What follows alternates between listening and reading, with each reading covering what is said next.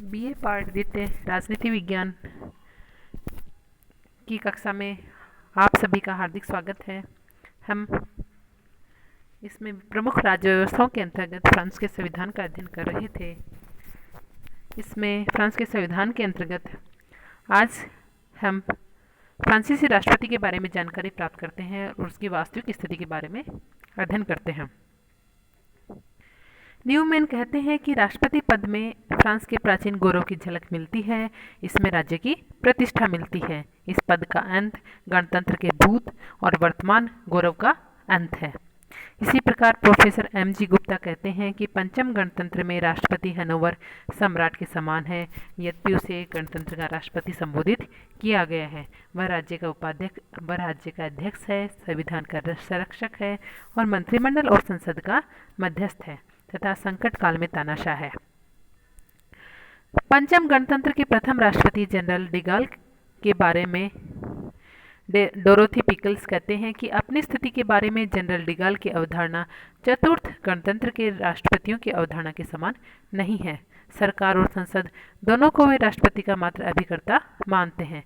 जिन क्षेत्रों को वे अत्यावश्यक समझते हैं उनमें राष्ट्रपति शासन के साथ साथ राज्य भी करता है। लोकहित राष्ट्रपति पर केंद्रित है, न कि प्रधानमंत्री पर, और राष्ट्रपति इस बात का ज़्यादा ध्यान रखते हैं कि सबकी निगाहें उसी पर केंद्रित रहें। संविधान के द्वारा पंचम गणतंत्र के राष्ट्रपति को इतनी अधिक व्यापक शक्तियां प्रदान की गई हैं कि वह संसद, संविधान परिषद और मंत्रिपरिषद के ऊपर छा सकता है। फ्रांस में यदि मंत्रिपरिषद राज्य रूपी जहाज का यंत्र है तो राष्ट्रपति उस यंत्र का चालक है। राष्ट्रपति शासन करता है और प्रधानमंत्री उसकी नीतियों का क्रियान्वयन करते हुए राष्ट्रीय परिषद के प्रति उत्तरदायित्व का वहन निर्वाह करता है। प्रधानमंत्री की स्थिति कठपुतली के समान है जिसे दो पार्टों संसद और राष्ट्रपति के मध्य संतुलन बनाकर चलना होता है और संघर्ष की स्थिति में अपने पद को खोना पड़ सकता है।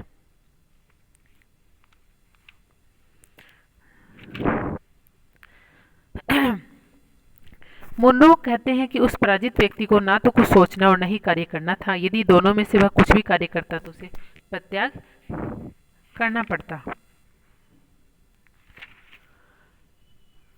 फ्रेंच राष्ट्रपति इंग्लैंड के सम्राट और प्रधानमंत्री से अधिक शक्तिशाली है। ब्रिटिश सम्राट राज करता है किंतु शासन नहीं करता। इसके विपरीत पंचम गणतंत्र का राष्ट्रपति राज भी करता है और शासन भी करता है। सम्राट प्रधानमंत्री की नियुक्ति में बहुत ही कम स्वविवेक का प्रयोग करता है। फ्रेंच राष्ट्रपति प्रधानमंत्री और मंत्रिमंडल की नियुक्ति में महत्वपूर्ण भूमिका का निर्वाह करता है। सम्राट मंत्रिमंडल की बैठकों की अध्यक्षता नहीं करता। फ्रेंच राष्ट्रपति मंत्रिमंडल की बैठकों की अध्यक्षता करता है। फ्रांस के मंत्री राष्ट्रपति के कलर की भांति हैं। फ्रांस के राष्ट्रपति संकटकालीन शक्तियों का स्वयं प्रयोग करते हैं किंतु सम्राट के पास कोई शक्तियाँ नहीं हैं। उसके पास केवल परमाधिकार शेष बचे हैं। ब्रिटिश प्रधानमंत्री को संसद अविश्वास अथवा निंदा प्रस्ताव पारित करके अपदस्थ कर सकती है। किसी भी प्रधानमंत्री का पद खतरे से खाली नहीं रहता। फ्रांस के राष्ट्रपति को महाभियोग के अतिरिक्त हटाया नहीं जा सकता। प्रधानमंत्री संसद के प्रति उत्तरदायी होता है किंतु राष्ट्रपति स्वयं उत्तरदायी नहीं है। उसे शासन का अनुत्तरदायी अध्यक्ष कहा जा सकता है। अब हम अध्ययन करते हैं कि अमेरिकी राष्ट्रपति की तुलना फ्रांस के राष्ट्रपति से करते हैं। दोनों ही राष्ट्रपतियों की निर्वाचन पद्धति लगभग समान ही प्रतीत होती है। अमेरिकी संविधान के निर्माताओं के द्वारा राष्ट्रपति के लिए अप्रत्यक्ष निर्वाचन की पद्धति को अपनाया गया था, लेकिन व्यवहार में इसने प्रत्यक्ष निर्वाचन जैसा रूप ग्रहण कर लिया है। इसी प्रकार पंचम गणतंत्र के प्रारंभ में अप्रत्यक्ष निर्वाचन पद्धति का संविधान में उल्लेख किया गया था, लेकिन 1962 में किए गए संशोधन के अनुसार अब राष्ट्रपति का निर्वाचन प्रत्यक्ष रूप से होता है। कार्यकाल की दृष्टि से दोनों राष्ट्रपतियों की अवधि में अंतर है। अमेरिकी राष्ट्रपति का कार्यकाल 4 वर्ष का है जबकि फ्रेंच राष्ट्रपति का कार्यकाल 7 वर्ष का है। अमेरिकी राष्ट्रपति 2 बार से अधिक इस पद पर निर्वाचित नहीं हो सकता, जबकि फ्रेंच राष्ट्रपति के पुनर्निर्वाचन पर ऐसा कोई प्रतिबंध नहीं है। दोनों देशों के संविधान में इस बात का उल्लेख कर दिया गया है कि कार्यकाल से पूर्व केवल महाभियोग के आधार पर उन्हें अपने पदच्युत किया जा सकता है। फ्रांस में राष्ट्रपति की लंबी पदावधि व्यवहार में उसकी शक्तियों एवं स्थिति में अप्रत्यक्ष रूप से वृद्धि कर देती है। फ्रांस में अमेरिका जैसी अध्यक्षात्मक शासन प्रणाली को नहीं अपनाया गया है और न ही उसकी शासन व्यवस्था विशुद्ध रूप से ब्रिटिश नमूने की संसदीय प्रतिमान वाली है। अतः फ्रेंच राष्ट्रपति की शक्तियाँ कई मामलों में अमेरिकी राष्ट्रपति से भिन्न है। कार्यपालिका शक्तियों के परिप्रेक्ष्य में अमेरिकी राष्ट्रपति को फ्रेंच राष्ट्रपति से अधिक शक्तिशाली कहा जा सकता है। अमेरिकी राष्ट्रपति अपने मंत्रियों की राय मानने के लिए बाध्य नहीं है। यद्यपि फ्रेंच राष्ट्रपति भी कतिपय मामलों जैसे प्रधानमंत्री की नियुक्ति, संसद को भंग करने, संविधान परिषद के गठन, संकटकालीन शक्तियों के प्रयोग आदि के संबंध में प्रधानमंत्री की राय को मानने के लिए बाध्य नहीं है। लेकिन अनेक ऐसे क्षेत्र हैं जिनके संबंध में राष्ट्रपति के आदेश पर प्रधानमंत्री या विभागीय मंत्री के हस्ताक्षर आवश्यक है।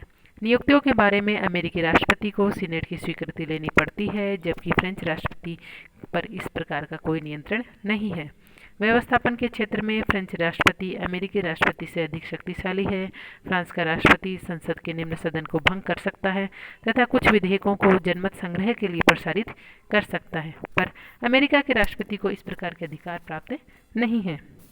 इसी प्रकार फ्रेंच राष्ट्रपति को संविधान की व्याख्या करने तथा संकटकालीन शक्तियां भी फ्रेंच संविधान के द्वारा प्रदान की गई हैं, जिससे राष्ट्रपति ने अपने आप को अधिक शक्तिशाली बना रखा है। प्रोफेसर एरोन ने फ्रेंच राष्ट्रपति की तुलना अमेरिकी राष्ट्रपति से करते हुए लिखा है कि कागज पर फ्रांस का राष्ट्रपति अमेरिका के राष्ट्रपति से कम शक्तिशाली है। सभी चीज़ों के बावजूद पंचम गणतंत्र एक संसदीय सरकार की स्थापना करता है। इसका प्रमाण यह है कि सरकार राष्ट्रीय सभा के प्रति उत्तरदायी है और राष्ट्रपति के प्रति नहीं। इस प्रकार संविधान प्रदत्त शक्तियों के बावजूद राष्ट्रपति की स्थिति उस व्यक्ति के व्यक्तित्व पर अधिक निर्भर है जो इस महत्वपूर्ण पद पर निर्वाचित होता है। यदि कोई कमजोर व्यक्ति इस पद पर निर्वाचित होता है तो स्वभावतः राष्ट्रपति की स्थिति भी सापेक्ष रूप से कमजोर होगी। जनरल डिगोल जैसे व्यक्ति के निर्वाचित होने पर यही पद देश का सबसे महत्वपूर्ण और शक्तिशाली पद बन जाता है। डिगाल ने इस पद को अमेरिकी प्रतिमान के राष्ट्रपति की भांति विकसित किया, जिससे प्रधानमंत्री की स्थिति शून्य जैसी हो गई। आज राष्ट्रपति का जो पद है फ्रांसीसी शासन प्रणाली की धुरी है।